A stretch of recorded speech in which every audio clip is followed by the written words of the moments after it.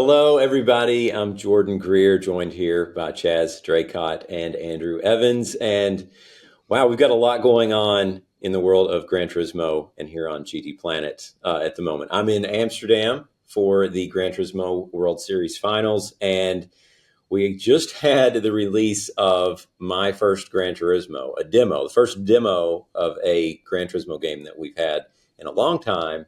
And I've not actually had a chance to try it yet because I was literally on a plane when it came out, and I've been here in my hotel room. But you guys have both been playing it, and I'm really interested to hear your thoughts. Chaz, I think we'll start with you. I know you've been capturing video for us and publishing some of that here on the channel. What are your first impressions? It was strange going first into it to see how small it was compared to the obviously fully extravagant Gran Turismo 7. Can't even get my words out about it. But it was eventually the more time I spent with it, the more I liked it. It was strange because I came into it thinking, what is it trying to be? That's what I wanted to try and figure out mostly because we'd had such little information on it in the past that nobody knew what it was going to be. And even in our last podcast that we did just a week ago, we were talking about the fact that nobody knew what it was going to try and be. Nobody knew what it included. And then all of a sudden they were like, right, here it is. We expected it to be just a preview of it at Amsterdam and then potentially where it was going to come further down the line. But then, they suddenly just went, have it, stuff it. And yeah, the more I went into it, the more I enjoyed it because it just showed you a lot of little flakes and nuggets here and there of just sometimes how weird polyphony can be, but also how entertaining they can be. They make little combos and put things together. Like there was one of the license tests was a Toyota Alphard executive lounge, and you've just got to do a really tight hairpin at Deep Forest. And I just thought that's such a strange combination, but it's so endearing at the same time. So I think it does a good job of showing everybody that hasn't played GT before what to expect, the weird little combinations and little bits of fun here and there. But at the same time, it does, I think maybe because I've played GT7 so much before, it does make you think, I wish they would show people this, or I wish they would have shown people that. But a lot of it is only not in there because it would have been so difficult to include that in something that is only necessarily a demo. Yeah, and Andrew, I'm really, really curious to get your thoughts on this because anytime a new Gran Turismo game comes out, you always are able to put things in perspective because you know all the games so well, and really, really curious to hear your first impressions. Yeah, no, I quite enjoyed it. There's a very weird kind of opening sequence where you're given the impression of driving a car in a tutorial, but actually nothing you do affects the car. But then you do the same run again in the same car yourself, and it's kind of like a little kind of foot in the water sort of thing. But after that, it's a tiny curated set of this is what's in GT7, kind of shorn of a lot of the interesting bits of GT7, like there's no car tuning, there's no way to save your replays, although they are saved for your tests, so other people can download your Ghost, but you can't save your own replay. There's no photo mode. The UI is condensed a lot, so there's no tire information whatsoever, so you don't need to worry about that. But it's a fun, compact little thing. There's a small handful of license tests. I mean, what's a Gran Turismo game without license tests? And some of them do have a little nod back to previous games as well, such as like there's the first corner at Deep Forest, and the final test is the R32 Skyline at Trial Mountain, and that should bring anyone that's done GT1 out into hives. And there's obviously this right up to date with the music rally. There's 3 music rallies, and I know opinion is split on music rallies, but I rather enjoy them. I love them. Yeah, no, they're good, fun little things. Music choices are a little bit strange, but that's par for the course, really.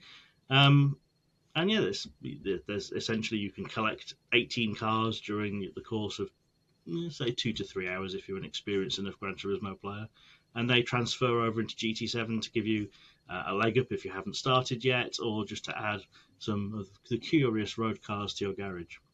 And always a Jimny. Always the Jimny. Always a Jimny.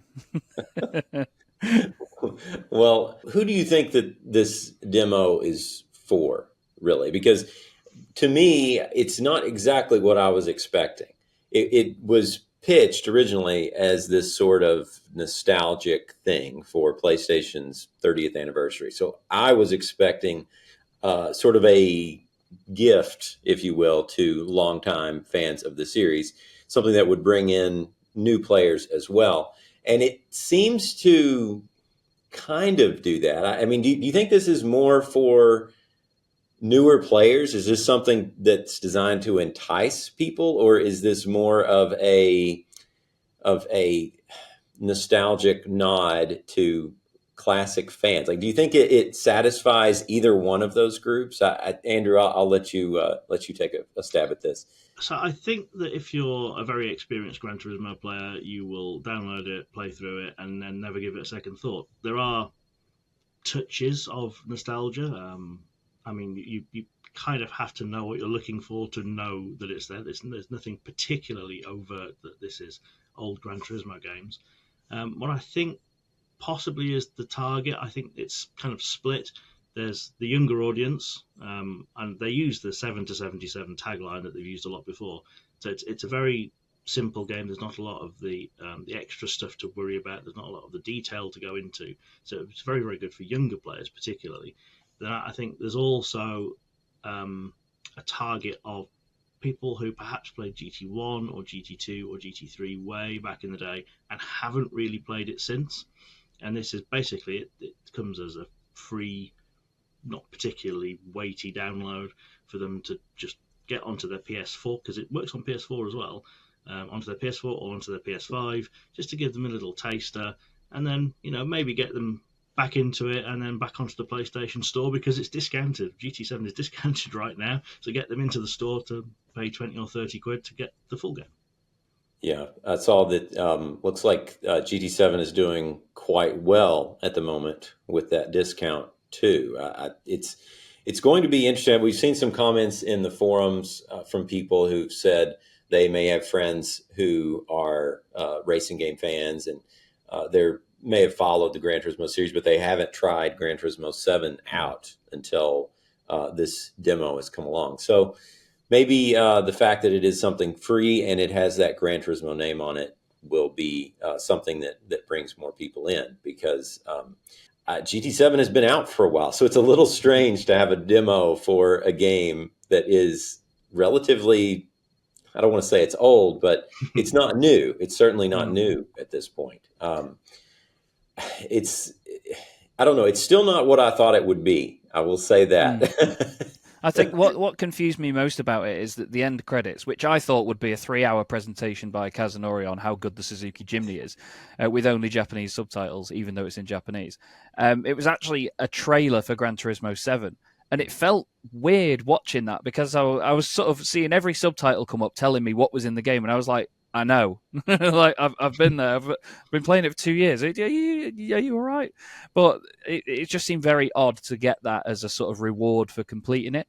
Obviously, you get the cars as well, and that's great. But it comes across to me like it's sort of, they know that since maybe Gran Turismo 3 and 4, which I'm still only just playing through now and I adore it, they feel like they've lost a bunch of players with the modernization of consoles and online play and everything, sort of spreading the player database out and really thinning it out.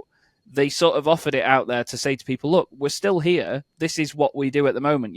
Here's a little free sample just in case you want to come back and then try it out.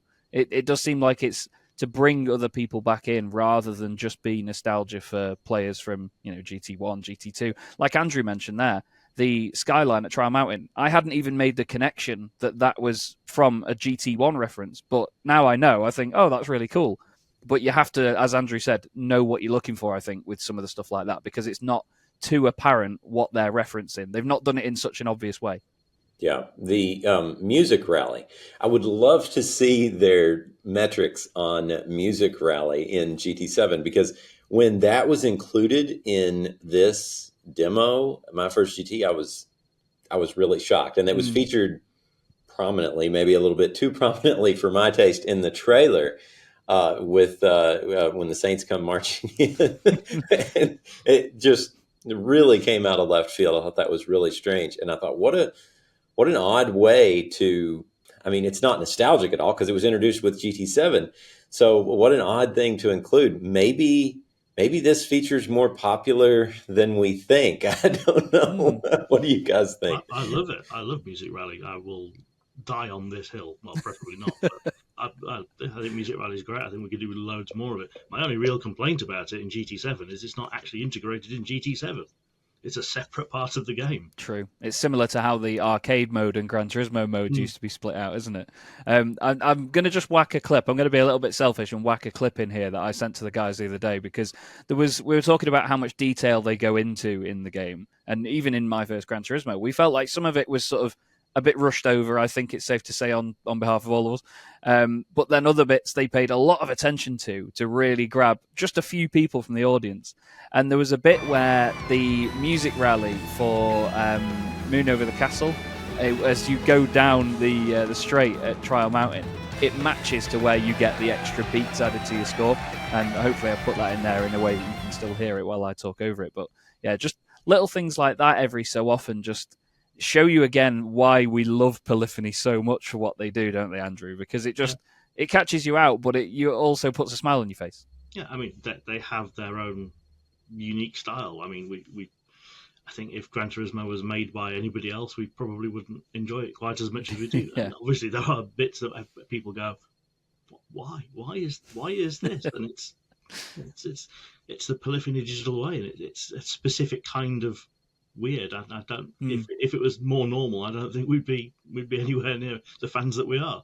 To be fair, just to add as well to my notes in terms of showing us some of the lovely features and things that Polyphony like to throw into games, I wrote down they're showing features of such as pressing X loads to skip through menus and unskippable dialogue, and then you spend 2 minutes of skipping through menus and backing out of them just for a 15-second test, which that does very, very well in My First Gran Turismo.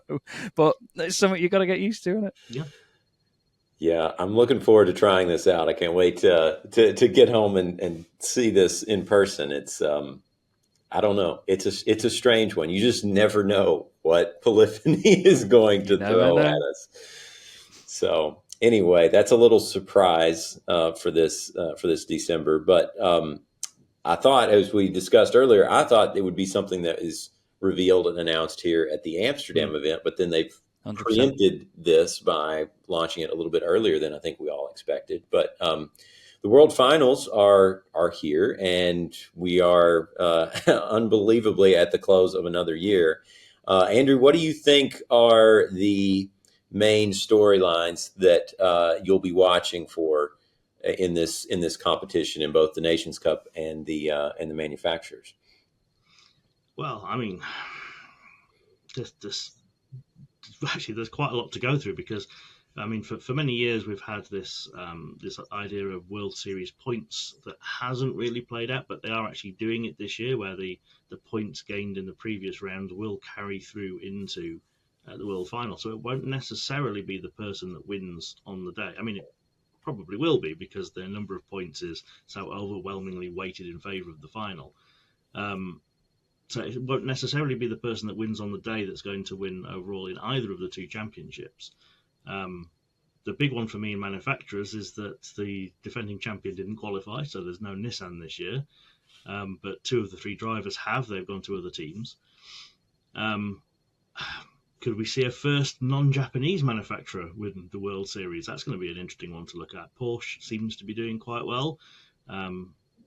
Mercedes has always kind of been the bridesmaid on that one. We've got a few. I mean, the Nations is very, very, very strong. We've got so many previous world champions in. Coque Lopez could make it 3 in a row because he was one of the Team Spain winners. I mean, we've got actually. There's a few defending champions who could score their own second. We've got a couple of strong options for taking their first. We've got some drivers who only won during the offline era when everything was delayed due to COVID, and then maybe they're looking to get their first actual live event win. There's a lot going on, and of course it's all going to be previewed by the Toyota event, which always predicts one of the winners in nations or manufacturers. So that's one to look out for on Saturday morning. Yeah, what are you looking out for, Chaz? He's expecting anything, any surprises this weekend? I mean, to be fair, since we interviewed him, I just keep my eye on Guy Barbara the whole time. Like he's the one I've been watching because he came out of left field a little bit as well in himself, and he was an exciting driver to watch. Not always to his own benefit, but he was always an exciting driver to watch. He raised a few eyebrows here and there. And in terms of specific individuals, I find him one of the most interesting drivers on the grid. And as Andrew said, there's a lot of people changing teams as well, so you have to keep an eye on the chemistry from one driver working with another and see how they gel. You could have the top 3 in the world from last year in one team. Doesn't necessarily mean that it's going to work out because they all have their own different ideas, their own opinions on stuff, and it can affect how a team gels and how they work for a manufacturer or for a nation. So I love the fact that we get such a mix like that. But in terms of just one individual, Guy Barber is just someone I keep my eye on since I spoke to him. I don't know whether that's a bias or not, but either way, it's going to be exciting to see. Yeah, I think when you are actually here and you get to meet these guys and you get to talk to them, have a meal with them, have breakfast or lunch or whatever, and you just see them and get to know them as people and not as competitors. It really changes things for me because I can't cheer against any of these guys that I get to know them. I'm Exactly. like, well, if any of them win, I'm going to be happy because they're all great people in their own way. They're all part of the Gran Turismo family. But that's one thing I am really happy about this year is that we've gone back to the individual format for Nations Cup. So we have individual nations champions, which is kind of a relief, I think, after last year's experiment with the team format. It had its own strengths and it was interesting, but Spain was just so strong last year, maybe a bit too strong. It was always sort of going to be a Spanish Nations Cup championship. It felt inevitable, and it also felt a bit disconnected from the past. And we do need to acknowledge that the GT World Series has a bit of history now. It's not this new thing anymore. And it seemed like it was disconnected from the other previous years. So it feels like we're sort of coming back to that. And I think the Manufacturers Cup has its team event, and let the Nations Cup bring out the best driver. I mean, you've covered it a lot, Andrew, at this point. What's your feelings on that? Yeah, I mean, it was terrific seeing Team Spain win the World Final in Spain. That was, I think, possibly the best result that anybody could have hoped for. Obviously, anybody that wasn't Spanish would have been hoping for something else. But it was the reception in the room was terrific. Would it have been the same if it had been a single Spanish driver winning? I don't know. I'm actually particularly gutted for Paul Urra, who's not qualified for this year. He was immense last year, but he's not qualified for the 12 this year. So I was hoping to see him come back and do it on his own because he was, I think, one of the standout drivers last year. But I'm always going to root for Takuma Miyazono no matter what because he's just terrific. I love him. Yeah, and I think too we're sort of at an interesting point. The World Series, I think, has felt not smaller, but it has felt a bit less. The fact that they haven't had media at these other events, it's more scaled back. I think they've gone from 2-day events to 1-day events. We're back to 2 for the World Finals, obviously, but it feels like the series is sort of at a crossroads in a way, and there's some uncertainty about what's going to happen next year. Are we going to be is it going to be sort of at the same scale it's at now, or are we going to be? Is it going to grow from this point forward? And I mean, I don't kiss and tell, so I'm not going to share what I've heard so far, whispers and rumblings, but I am optimistic about the future of the World Series, and I hope that it continues to grow because these events are special, and I think they keep Gran Turismo at the I don't know what the right word is. I think they keep it current. It feels like there's always something new. There's something going on in the background, even Yeah. if you don't necessarily follow the series. Or I know the esports is a controversial aspect in our community around Gran Turismo, especially among the offline players. But it feels like an important thing to the series now at this I point. think the thing that struck me about this year is it seems like Polyphony has been under pressure to show that it can bring money in, because we've had all these extravagant events in the past, but they've all been closed shop. All the people at the Monaco finals were obviously the attendees and any guests that they might have brought along, the manufacturers, VIPs, and as media scum. But this year, all of the events have been to paying viewers. They've all been open, buy a ticket, come along and see. And obviously, as Jordan said, that the media aspect has been cut back. There's been no media at any of the interstitial events. There are obviously some, including Jordan, at the World Final, but it seems that it's been more about actually selling tickets for it so that it can make money. Yeah. And obviously, I mean, they've brought money in previously through various sponsorship things. We saw the watches last year, and obviously there's all the various partner things, and we've got Brembo sponsoring it, and Genesis and Mazda and Toyota are all series sponsors, and BBS and Michelin. I mean, the list goes on. But it seems like they've been under pressure to make it some kind of more public event that they can sell tickets to. And it's going to be interesting to see how they carry that into 2025, whether it's going to be, I mean, we don't know if there's going to be events. We don't know where they're going to be, if there are any. So it's going to be interesting to see if it's going to be reverting back to more how it was in 2023, or mixing it with 2024. So perhaps some, obviously, live audiences and ticket sales and so on and so forth. But much of the action around it seems to have been keyed towards that kind of the live event aspect. So it's all been on one day. You've got all the people there on the one day. There's not been much activity between the races for like the media interviews and all the various activities that go on around that. So obviously, I've been a bit disappointed to miss out on the events this year. Understandably.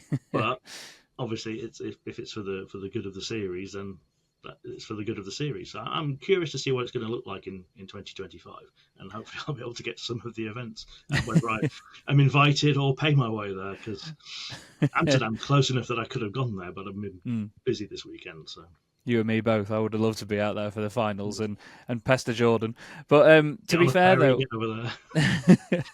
to be fair, the main thing for me is that, and we see it a lot in real world motorsport as well. And for those that don't know, I'm a real world motorsport commentator that goes to these events a lot of the time and sees it on the ground. And I see how it changes with a few series that I've been with for a few years now. And you often get this crossroads, the absolute right word, like Jordan used, where it's efficiency versus spectacle.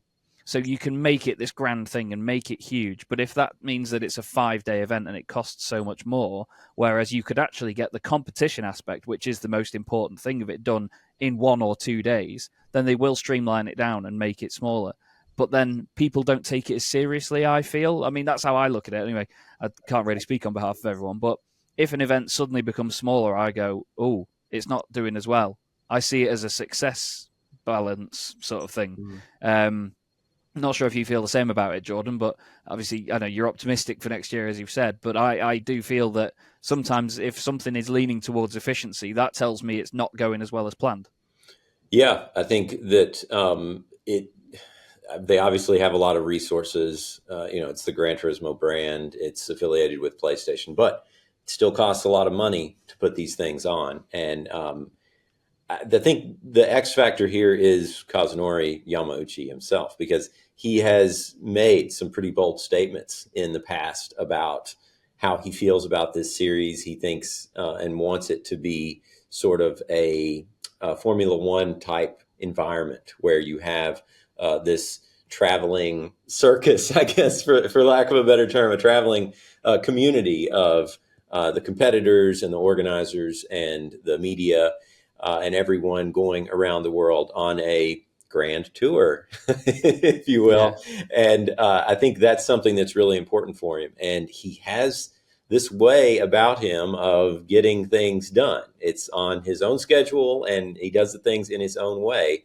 But he seems committed to this series, despite the fact that there are financial realities in just the global environment and the economic environment that PlayStation finds itself in. Motorsport has its own challenges.